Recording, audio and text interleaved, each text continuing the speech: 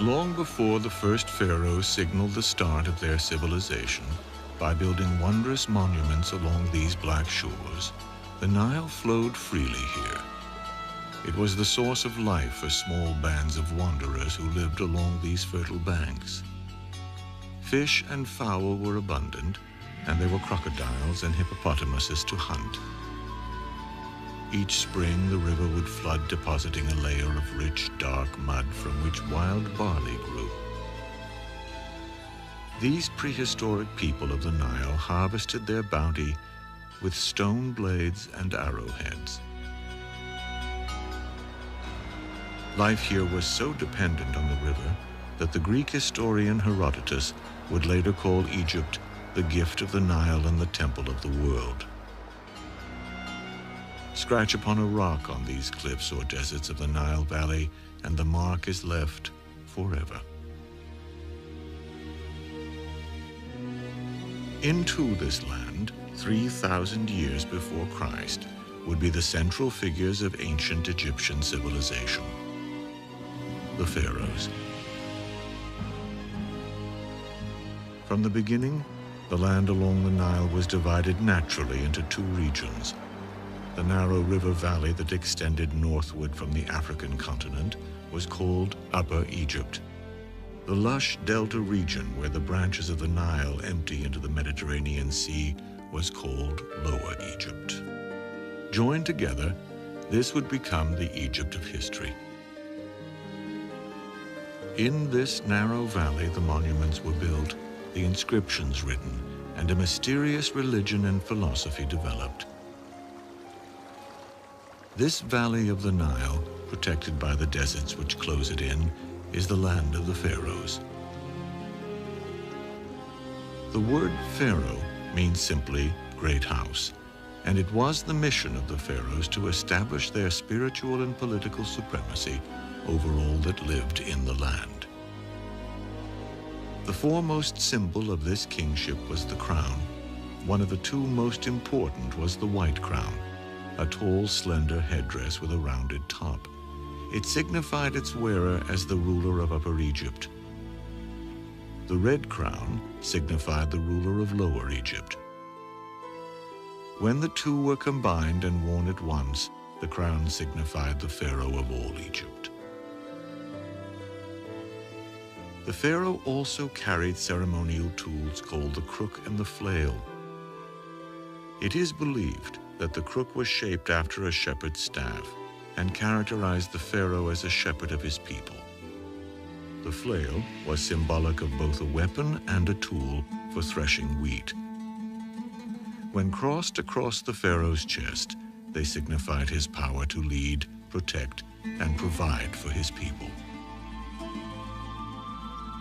Nearly every aspect of ancient Egyptian life was believed to be controlled by gods. Often the god was represented by an animal, a reflection of the awe with which these Nile dwellers regarded the creatures that shared their fertile homeland. The ruling pharaoh was believed to be the embodiment of the hawk-headed god, Horus, ruler of the sky and lord of heaven. Above all, the ancient Egyptians believed their life on earth and the order of the universe was controlled by a force they called Ma'at. Pharaoh's job description might be described as maintaining Ma'at. Everything must function according to Ma'at, or the universe, the ordered universe, might collapse into chaos.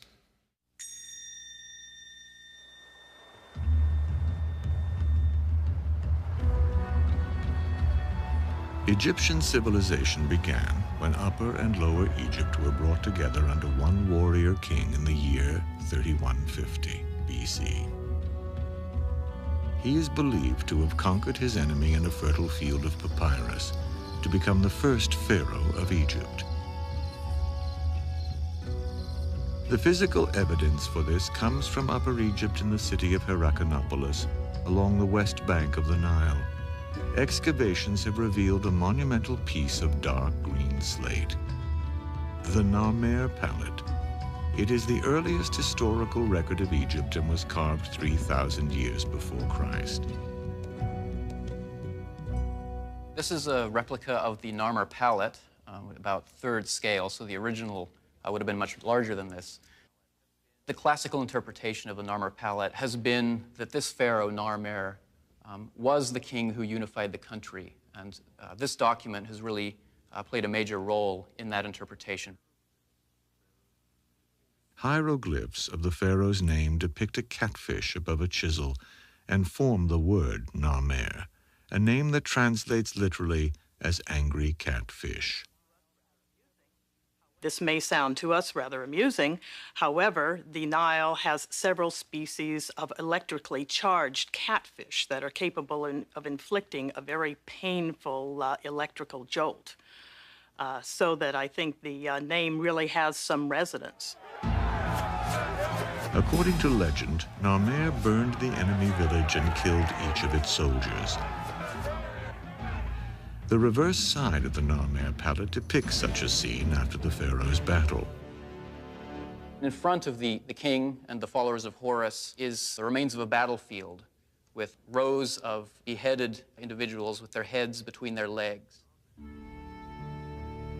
Narmer began a bloodline that marked the rise of the first dynasty of pharaohs over 5,000 years ago. 29 such dynasties, or distinct family lines of rulers, would follow. The changes due to either lack of an heir or by the wars and political infighting that lay in the future of the pharaohs, a period that would span some 3 millennia. In order to secure his conquest, the pharaoh Narmer probably married a princess of northern origin. He then moved north along the Nile and founded his residence city at a site known as White Walls. Here, in 3050 BC, he was succeeded to the throne by his son, whose name, found on a simple shard of pottery, meant fighting hawk. He was the pharaoh Per-Aha. Per-Aha's greatest achievement was the founding of the city of Memphis on the site of what had been his father's residence, White Walls. This city would grow into the political and religious capital of ancient Egypt. Made of mud and wood, it has all but vanished. But the Greek historian Manetho leaves an impression of this city of White Walls. Memphis was by far the largest city I had ever seen. A colossal wall of pearly limestone encloses the city proper.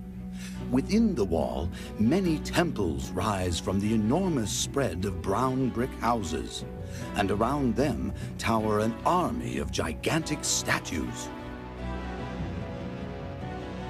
The pharaoh and his family lived in a palace inside the Great White Wall. The interior was brightly painted with scenes of Egyptian life. The wood-beam ceilings were supported by massive columns of stone.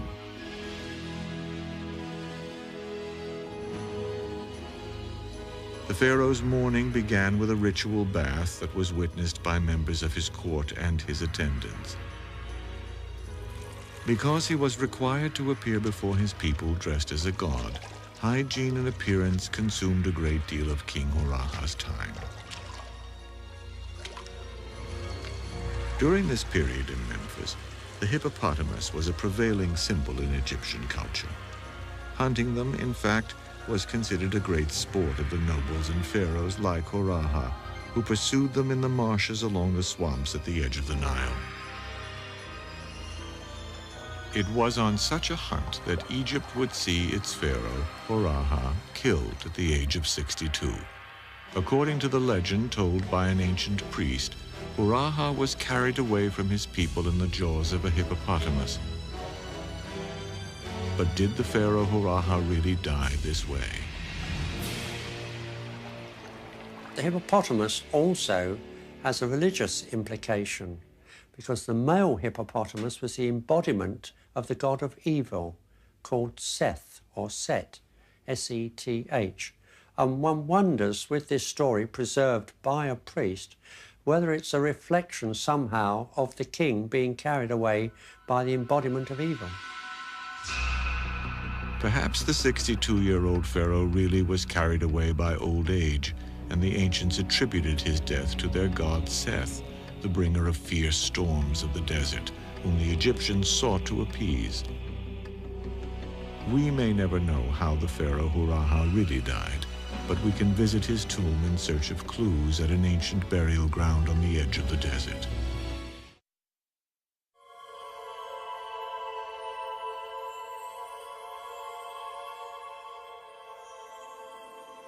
The city of Abydos was begun as a burial site by the earliest pharaohs to honor the god Osiris, lord of the dead. It was the legendary rebirth of his body that gave rise to the ancient Egyptian belief in life after death.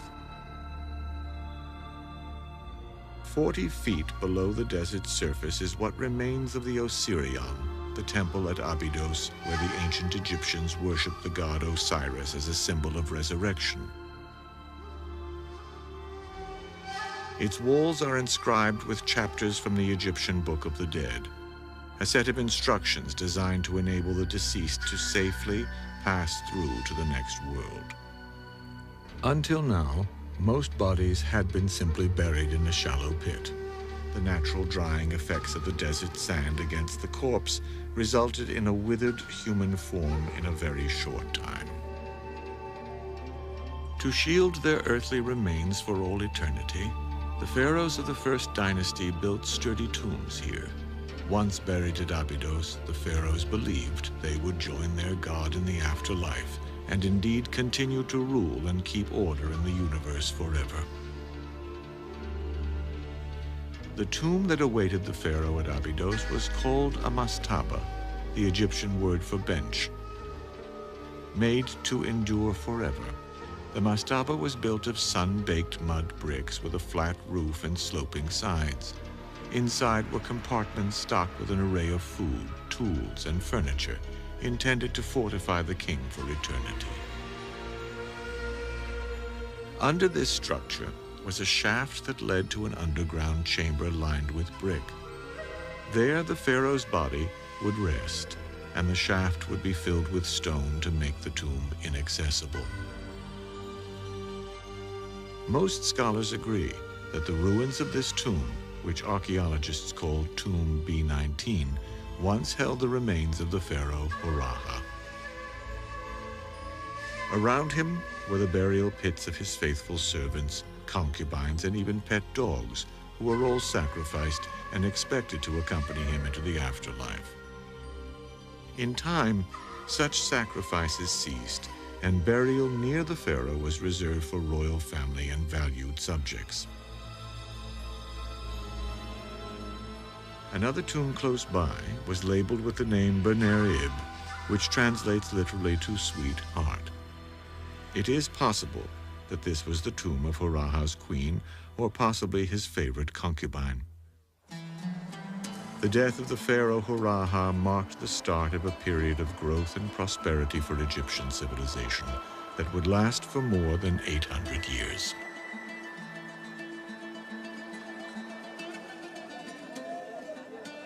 Memphis was the hub of culture and trade. Workers unloaded cargoes of livestock and vegetables that came from Upper Egypt.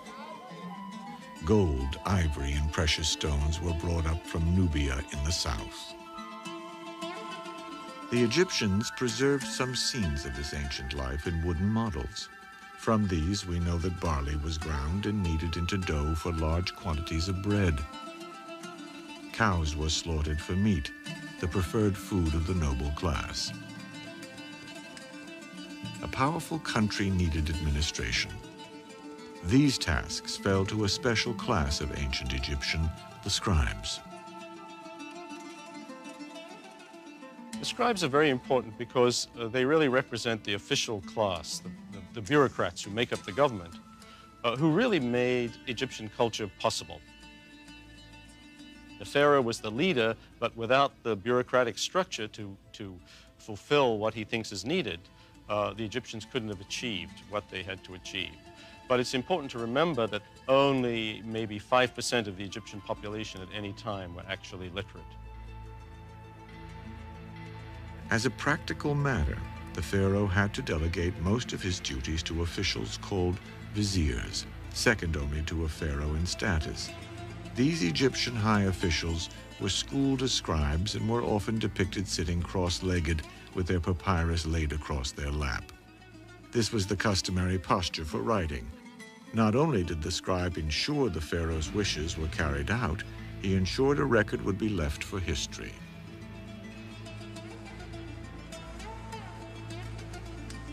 By the end of the Second Dynasty, in 2700 BC, the Wall of Lists of Abydos tells us that 22 pharaohs had reigned over Egypt since Hurrah founded Memphis, but little more is known about them beside their names and what they meant.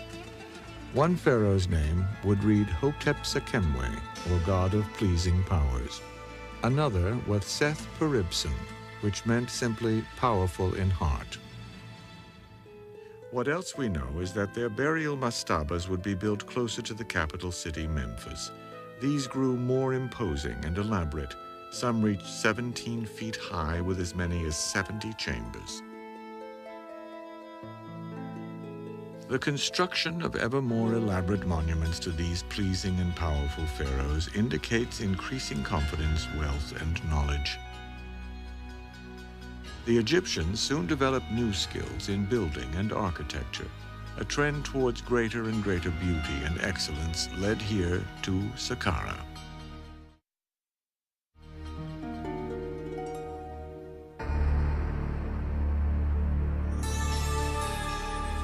Located south of the modern city of Cairo, this remarkable stone edifice is the funerary complex of King Djoser, the first pharaoh of the Third Dynasty.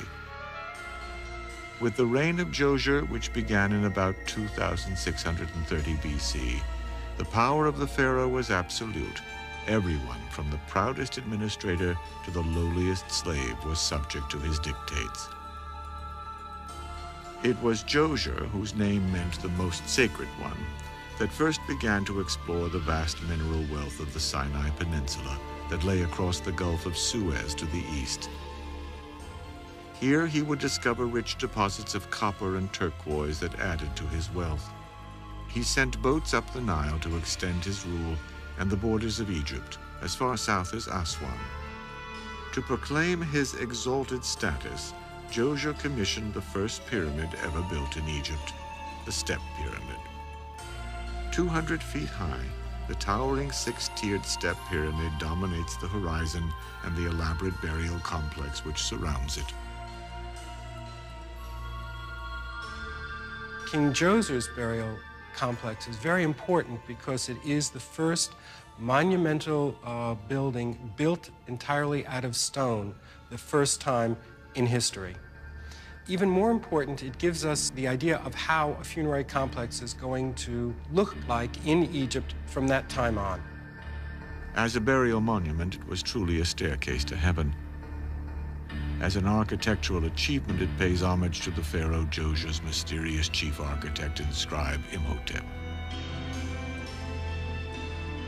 An inscription from his period contained this tribute. Seal bearer of the king of Egypt, one who is near the head of the king, director of the great mansion, royal representative, high priest of Heliopolis, Imhotep, the carpenter and the sculptor. Imhotep, I suppose in a modern idiom, we'd call him the Leonardo da Vinci of ancient Egypt. He was brilliant. He was everything. He was second only to the king. He was the vizier, the chief statesman. He had many high titles. But who was he? We don't really know. All we know is his status at the time, that he was the genius who built the stone pyramid. The tomb Imhotep designed for the pharaoh Djoser took the old mastaba form to new heights. Imhotep actually built 6 mastabas of diminishing size, one on top of another, by assembling hundreds of thousands of white limestone blocks. The result was a monument to his king that could be seen for miles on the desert horizon. The building of this first pyramid also coincided with Djoser's choice of the sun god Re. as the country's dominant deity. To honor Re, the temples adjoining the pyramids would be built with their entrances toward the east to face the rising sun.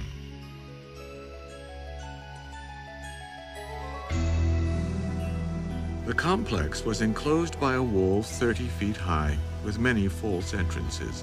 This served as a symbolic setting for Djoser's Hebsed festival, a ceremony that celebrated the pharaoh as a magical symbol of fertility.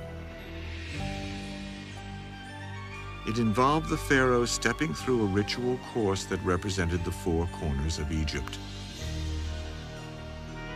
Inside one of the step pyramids galleries, a relief depicts Djoser eternally stepping through the Hebsed festival as his court recited a pious incantation. Lord of destiny, creating the plenteous harvest, pillar of the sky, support of the earth, leader who directs the two banks of the Nile. There is plenteous harvest wherever his sandals may be. The Hebsed festival took place about every 30 years of reign of a particular pharaoh. And it was meant to be a rather civilized way of rejuvenating life in Egypt and prosperity, and to ensure that they would have this. In other cultures, very often, they would kill the king, and then there would be a new young king coming onto the throne, but the Egyptians did not do that. They had a ritual for rejuvenation, and the king would stay in power. Djoser would reign for only 19 years, and we may never know whether his Hebsed court was ever used for the festival of his rejuvenation. We do know that when he died in 2649 BC, he had begun a legacy of pyramid building in ancient Egypt that would be copied and refined for 2,000 years.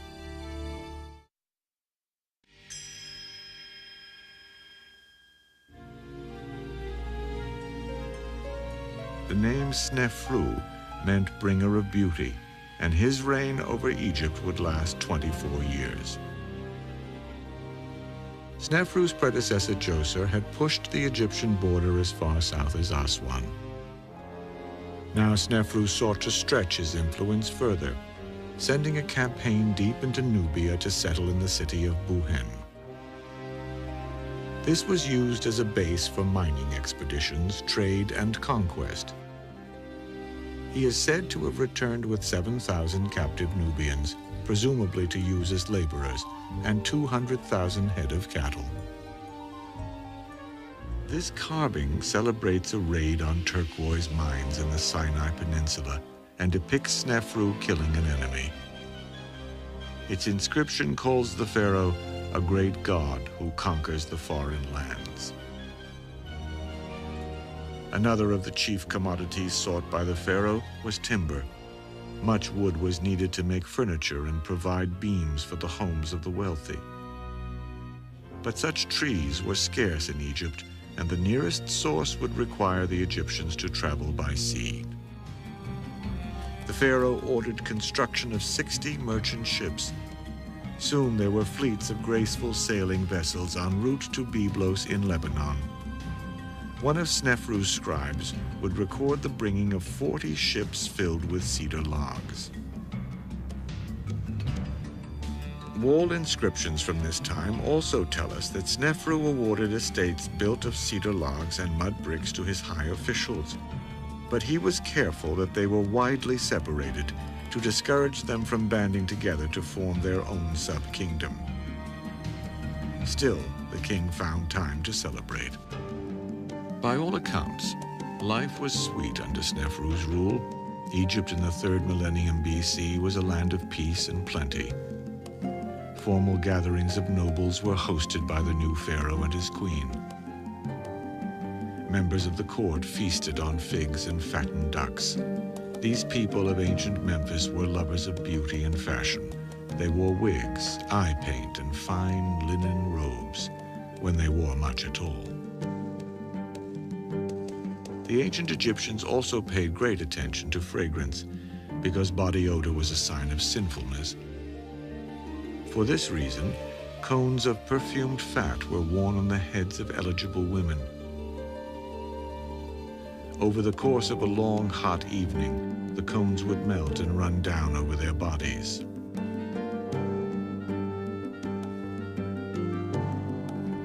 Another sign of the pharaoh's style of rule comes from a papyrus which recounts how a bored King Snefru had himself rowed around a lake by a young, beautiful woman wearing only fishnets.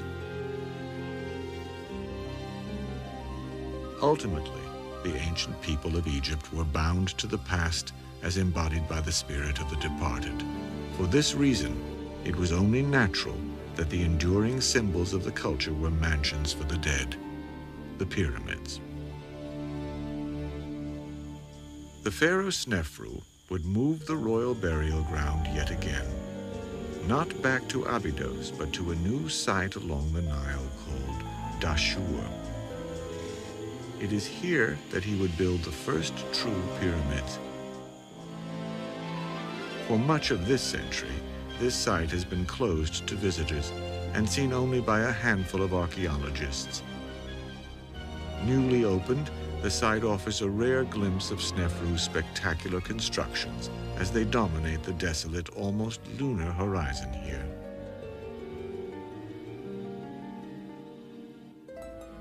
Rising 341 feet from the desert floor, this is the Bent Pyramid, the first that Snefru would have built for himself.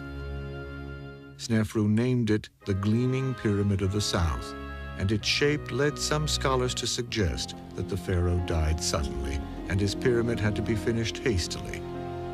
In truth, the curious shape reveals much about Snefru's pyramid builders.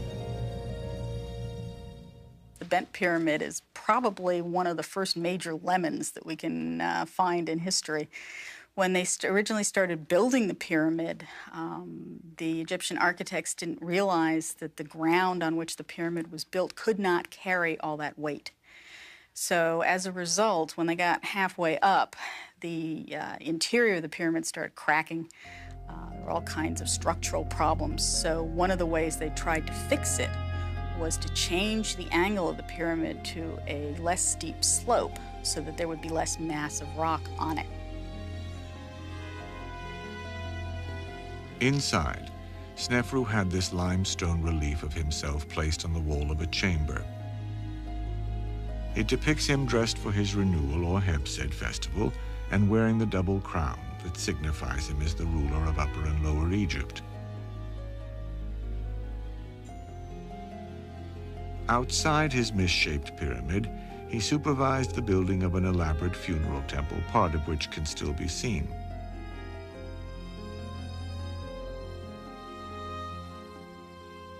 I think the pharaohs kept very close tabs on their monuments, especially their funerary monuments, their pyramids and mortuary temples.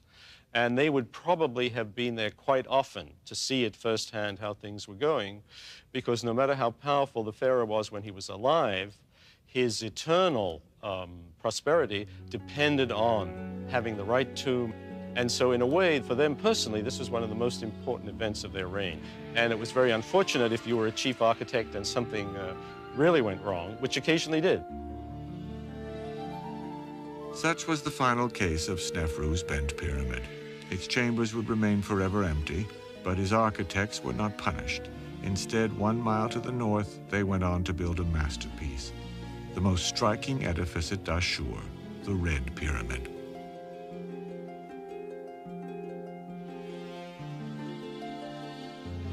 Standing 344 feet high, this is the first true smooth-sided pyramid to be built in the world.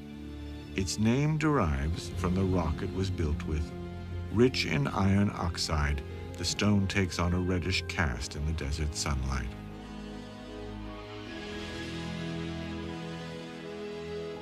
The design of the Snefru's Red Pyramid closely followed the emergence of the sun god Re as the country's dominant deity.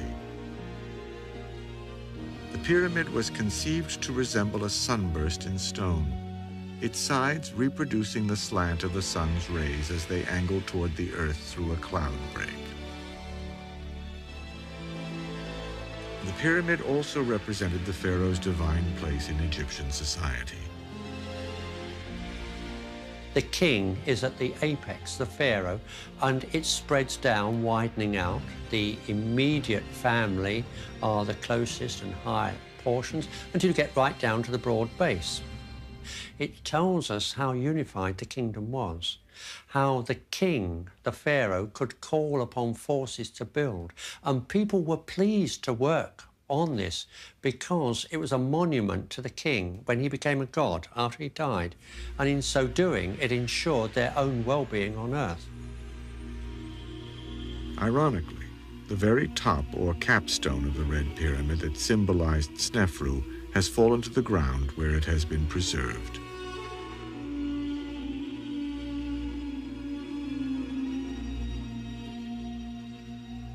In a mastaba south of the pyramid were buried Snefru's high priest Rahotep and his wife Norfret. They were represented by painted limestone statues. The Egyptians believed that such realistic sculpture would help a spirit to recognize a tomb as its home in the afterlife. Their features offer an exceptional look at how an ancient Egyptian would have appeared. Early explorers were so startled by the lifelike glass eyes of the statues that they dropped their tools and fled.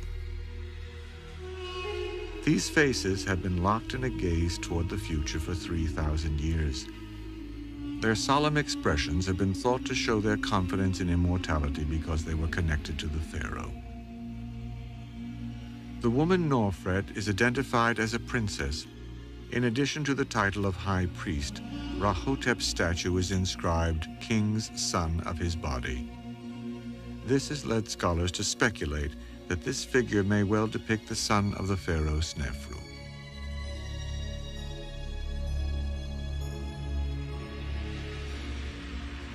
Snefru himself was destined to be buried in his masterpiece, the Red Pyramid. Inside, a magnificent hallway passage opens to a burial chamber with ceilings that stretch 45 feet high and appear to be held in place by beams made of stone. Though long ago emptied by tomb robbers, the chamber would have held unimaginable riches and ultimately its royal occupant, the pharaoh's corpse. Here, the dead pharaoh was thought to gaze through the shaft to watch day turn into night. Sealed in a stone tomb, a body would quickly decompose from moisture. The ancient Egyptians realized they were actually destroying what they were hoping to protect, and so, upon Snefru's death, he would become something else.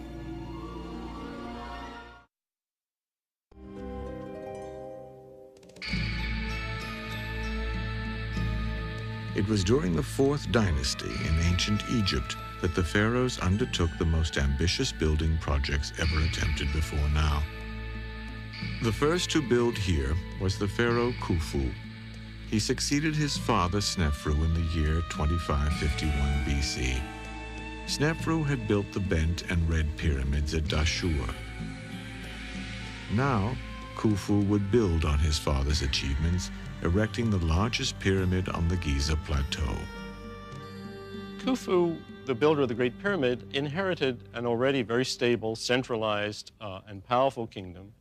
And although we're very impressed by the Great Pyramid, it's important to remember that his father had already had 2 pyramids built, also massive monuments in stone, which, if you took them together, would easily outweigh the scale of the Great Pyramid. So we're very impressed by what Khufu achieved, but in many ways, he was just continuing a tradition that was already established before him. Rising some 480 feet high, the Pyramid of Khufu is taller than the Statue of Liberty, St. Peter's Cathedral, or an Apollo spacecraft on its launching pad. In fact, it was the tallest structure on Earth until the Eiffel Tower was built in 1889. It was meant to be seen from everywhere. The site that he chose was very important because it's on a rise. It's a plateau and it's on a rise. And so his monument could be seen throughout the whole northern part of the country. So wherever you were around the capital, you could see the monument that was being built. The Great Pyramid is constructed of individual stones that weigh an average of 2.5 tons each. The immense structure contains more than 2,300,000 of these stones, all placed in such seemingly perfect order that it is almost impossible not to think that this was somehow the building project of gods.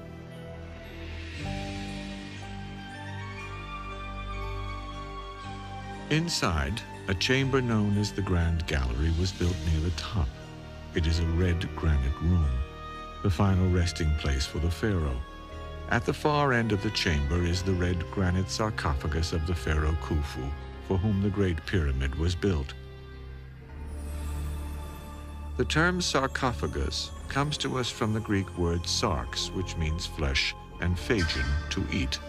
Combined together as sarcophagus, this gruesome word describes these ancient stone coffins as flesh-eating boxes.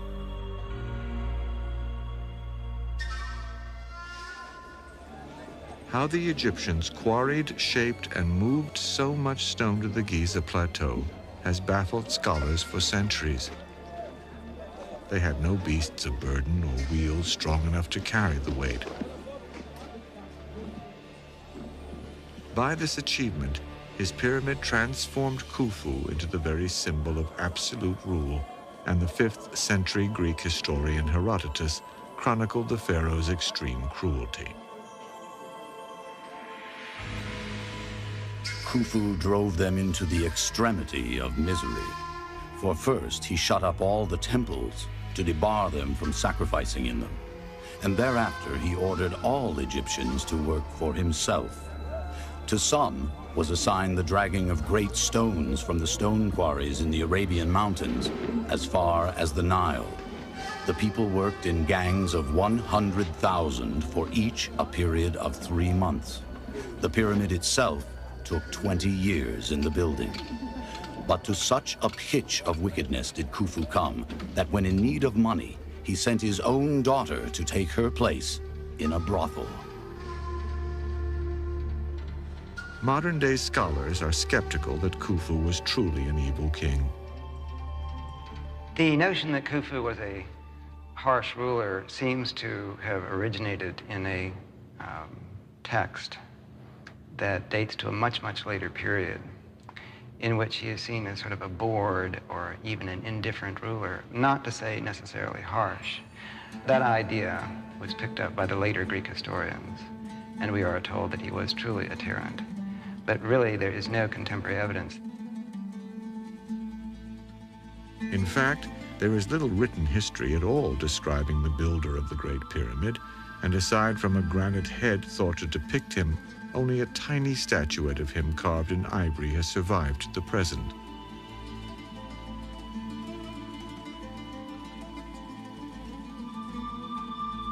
Outside his pyramid at Giza, a large burial field was recently excavated that suggests that the bodies buried here were the workers whose back-breaking labor built Khufu's Great Pyramid.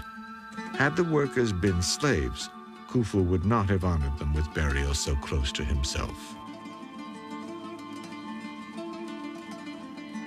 What is known is that not only had pyramid building practices evolved to a high standard here at the beginning of the 4th dynasty, the practice of embalming had grown into an arcane and mystical art that transformed a corpse into a mummy. Beginning about the time of Khufu's father, Snefru, mummification became essential in Egyptian religion for the dead pharaoh to complete a transformation from earthly ruler to heavenly king.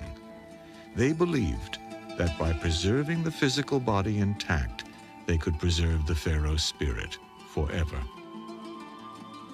An elaborate ritual of embalming was designed to save the corpse from decomposition and restore its faculties so that it could live in a well-equipped tomb.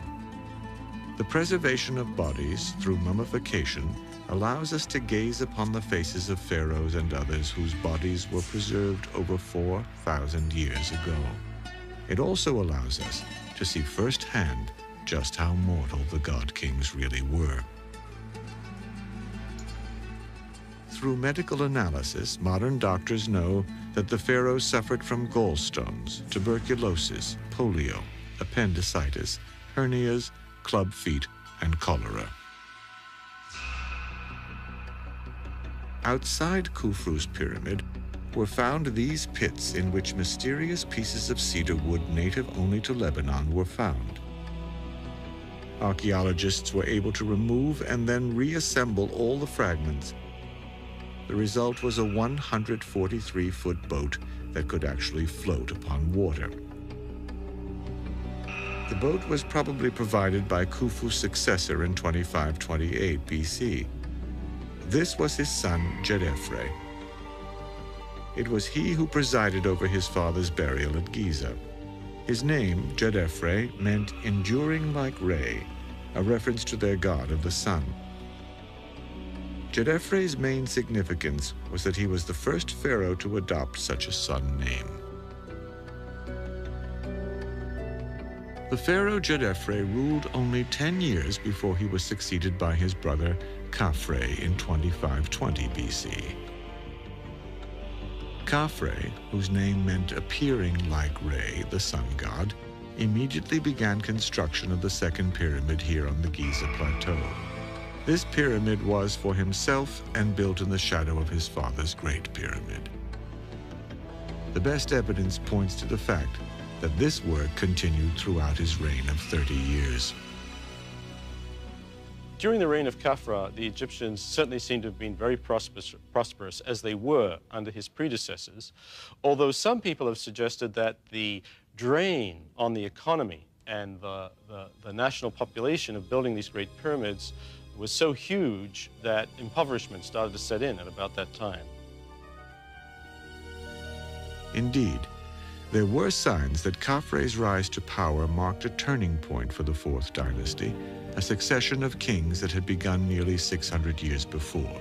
Still, Khafre built on, adding an elaborate mortuary temple complete with a magnificent, life-size statue of himself protected by the hawk god Horus. But perhaps the foremost symbol of Khafre's reign towers on the eastern base of the Giza Plateau, in the shadow of his pyramid, the Great Sphinx.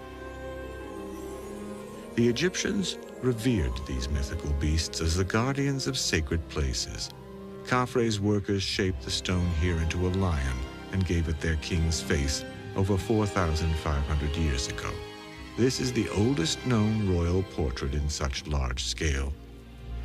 Its ears are more than 12 feet tall, and its eyes are 6 feet high. Its body measures 240 feet, more than 3/4 the length of a football field. Its head rises to 66 feet in height, the equivalent of a 6-story building. The name Sphinx, which means strangler, was given by the Greeks when they first encountered this fabulous stone creature. The Sphinx itself may have been formed out of the bedrock that was left in that area when that was actually an area of quarrying. And some of the basic stones for the core of the pyramid probably came from that area. In fact, scholars tell us that the Great Sphinx was probably carved out of the stone left over from the pyramid of Khafre, but its ultimate purpose remains unknown. Still crouching in front of his pyramid complex, alone in the silence of the desert, the stony stare of the Sphinx provides challenges but offers no clear answers. As if to yield a clue, its time-scarred, weather-beaten face looks out upon the plain and fronts the setting sun. History would one day reveal that the sun indeed was setting upon the dynasty of pharaohs that built the pyramids and Great Sphinx of Giza.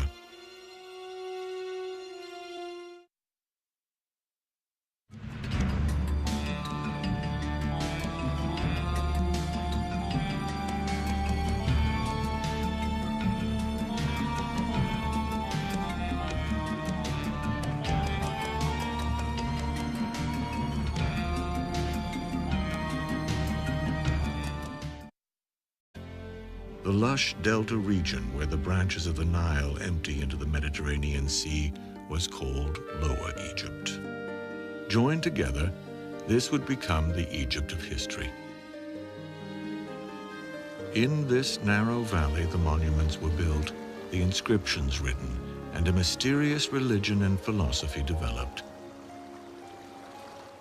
This valley of the Nile, protected by the deserts which close it in, is the land of the Pharaohs.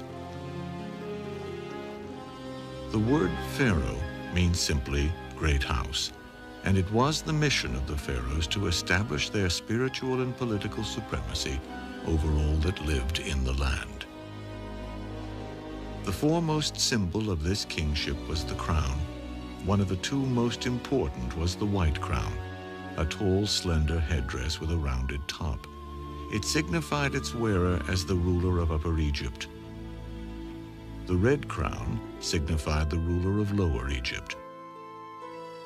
When the two were combined and worn at once, the crown signified the Pharaoh of all Egypt. The Pharaoh also carried ceremonial tools called the crook and the flail. It is believed that the crook was shaped after a shepherd's staff and characterized the Pharaoh as a shepherd of his people.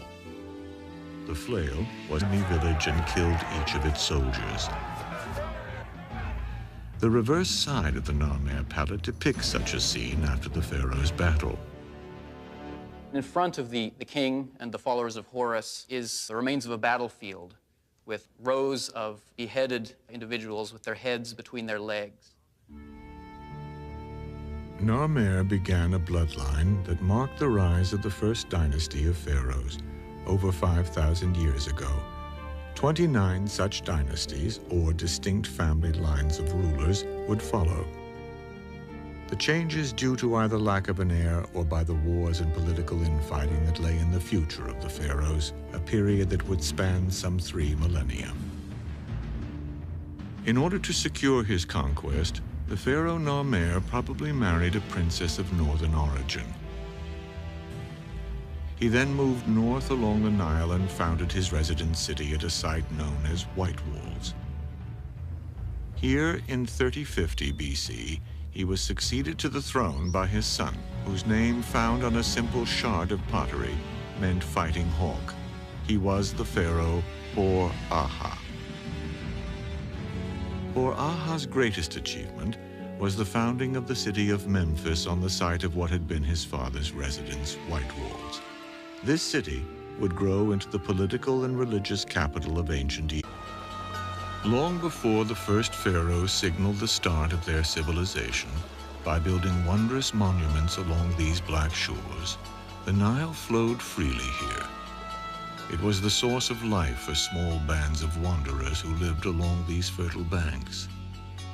Fish and fowl were abundant, and there were crocodiles and hippopotamuses to hunt. Each spring, the river would flood, depositing a layer of rich, dark mud from which wild barley grew. These prehistoric people of the Nile harvested their bounty with stone blades and arrowheads.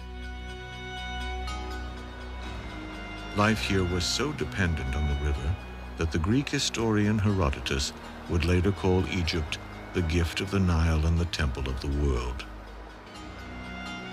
Scratch upon a rock on these cliffs or deserts of the Nile Valley, and the mark is left forever. Into this land, 3,000 years before Christ, would be the central figures of ancient Egyptian civilization, the Pharaohs. From the beginning, the land along the Nile was divided naturally into 2 regions. The narrow river valley that extended northward from the African continent was called Upper Egypt, symbolic of both a weapon and a tool for threshing wheat. When crossed across the pharaoh's chest, they signified his power to lead, protect, and provide for his people. Nearly every aspect of ancient Egyptian life was believed to be controlled by gods. Often the god was represented by an animal, a reflection of the awe with which these Nile dwellers regarded the creatures that shared their fertile homeland. The ruling pharaoh was believed to be the embodiment of the hawk-headed god, Horus, ruler of the sky and lord of heaven. Above all, the ancient Egyptians believed their life on earth and the order of the universe was controlled by a force they called Ma'at. Pharaoh's job description might be described as maintaining Ma'at. Everything must function according to Ma'at, or the universe, the ordered universe, might collapse into chaos.